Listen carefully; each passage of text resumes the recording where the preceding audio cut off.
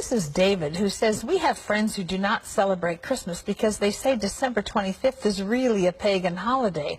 While I agree that Jesus may not have been born on December 25th, he certainly was born as described in the Bible. How do I respond to them?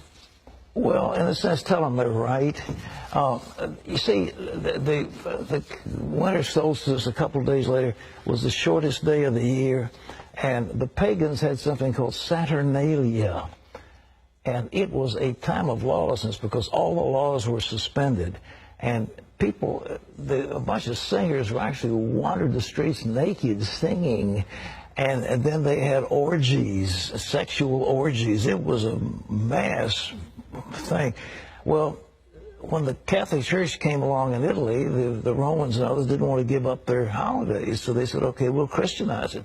And so they said, okay, we'll say the birth of Jesus was the 25th of December. And then there was a monk who began to add it up. You see, if you read in Luke, it says there's a census taken when Quirinius was governor and so forth and so on.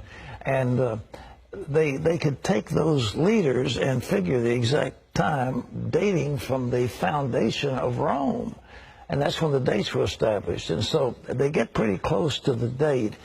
But to say it's the 25th, shepherds were out abiding in the field. It gets a little cold at night. I mean, were they out there in the middle of winter? You know, I don't know.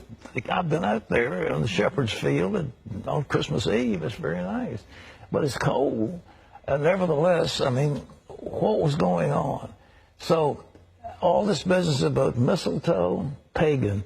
Christmas trees, pagan. Giving out gifts, pagan. Every bit of it is pagan. Every single bit of it is pagan. We've Christianized it all.